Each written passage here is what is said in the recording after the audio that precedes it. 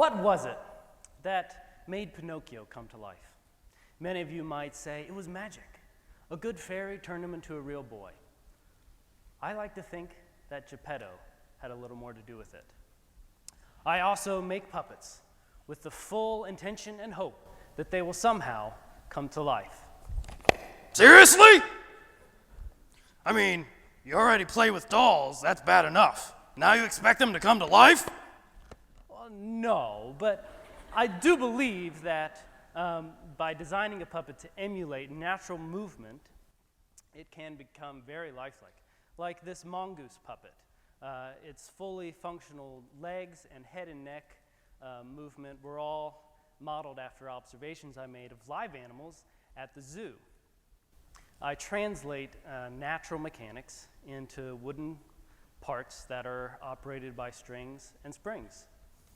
And bike cables, and coat hanger wire, and bungee cords, and hey, even the waistband off an old pair of boxer shorts are work. All right. I'll use just about anything laying around. But first, I start by carving a figure out of solid wood, which can be kind of heavy, so I have to split each piece apart and hollow it out.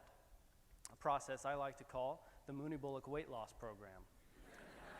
This puppet lost 60 pounds in 3 days.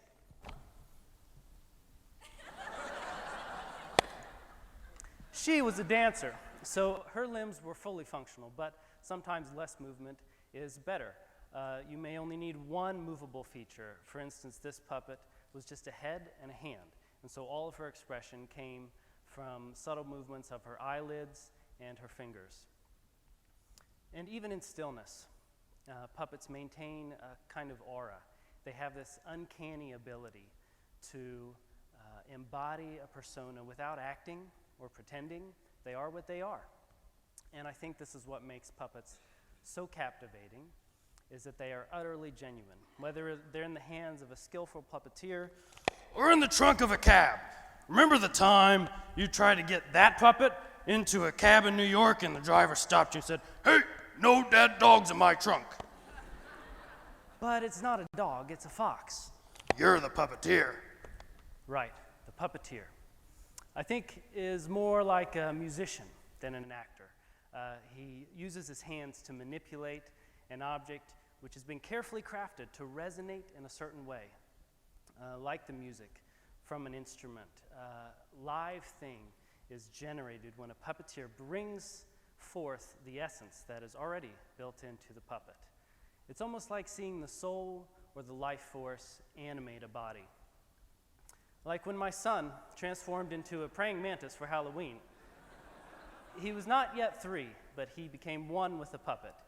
A mysterious thing happens in puppetry. Maybe it is magic. So, the next time you look at a puppet, notice how the puppet looks back at you.